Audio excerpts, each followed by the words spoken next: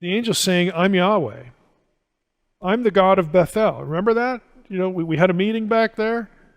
I am the God of Bethel. I mean, how much more explicit can it be?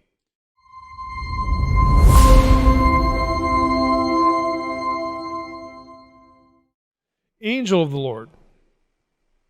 Exodus 3, familiar story. The question is, who's in the bush? Who is in the bush?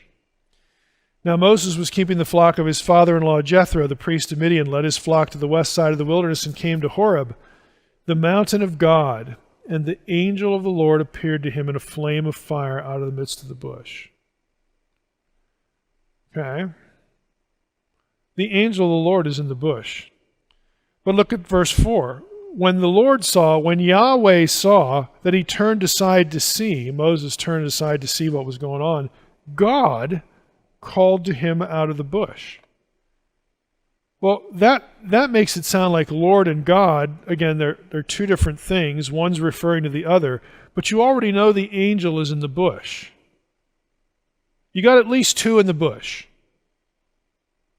And they're both deity.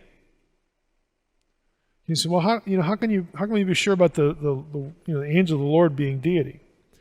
Well, not only is he in this mix, you have angel, Yahweh, and Elohim in there, but we get other indications. By the time we hit Exodus 3, the angel of the Lord has a history in the biblical text. This is the Jacob and Laban story. When Jacob has been instructed, what to do with his flocks so that they multiply against Laban's. And in verse 11, as he's relating this as we're reading about it, and Jacob is relating it. He says, "Then the angel of God said to me in the dream." So he's having a dream again, which is another visionary experience. "Jacob, and I said, here I am." He said, "Lift up your eyes and see all the goats with bait," and so on and so forth. And in verse 13, here's the important part. The angel tells Jacob, "I am the God of Bethel." Now, for that to have impact, you have to know something about Bethel. This is the place where Jacob first encountered Yahweh when he left home, and he built an altar there to him. The angel's saying, "I'm Yahweh. I'm the God of Bethel." Remember that? We had a meeting back there. I am the God of Bethel. I mean, how much more explicit can it be? Genesis 48, 15, and 16. I want to show you this way. This is one of my favorite passages in the Old Testament because it's one of the most surprising. This is Jacob's prayer. He's blessing Joseph's children, and we tell this in Sunday school all the time about, the old man, Jacob, gets the older and the younger mixed up, and he crosses his hands and, bless them. And Joseph tries to correct him because you're supposed to bless the firstborn a special way, and then the other one, And Jacob says, "No, just don't correct me." And we get that part of the story, but we miss what he actually prays. And that's the important part. But Israel, Jacob, again, his name has been changed to Israel, stretched out his right hand and laid it on Ephraim's head, though he was the younger, and his left hand on Manasseh's head, thus crossing his hands. Although Manasseh was the firstborn, he blessed Joseph, again through his children, saying, here's what he prays. There's 3 stanzas to the prayer. "The God in whose ways my fathers Abraham and Isaac walked.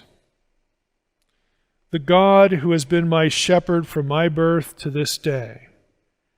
Now the third stanza you expect it to be the God who did something else. That's not what you get. The angel who has redeemed me from all harm. And here's the kicker.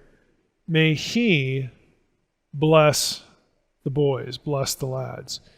In Hebrew, the verb is singular. You cannot translate it, may they bless, like God and the angel are separate. No, it says, may he bless. You say, well, which one does Jacob want to bless the kids? And the answer is yes, both. It doesn't matter. They're interchangeable. God and the angel. It's both, they're both Yahweh. What does it matter? May he bless the boys. Again, it's kind of a shocking passage, especially for Jews. Again, just trust me, because I went through that group of Jews and showed them this stuff, and they're like, they found it incredible.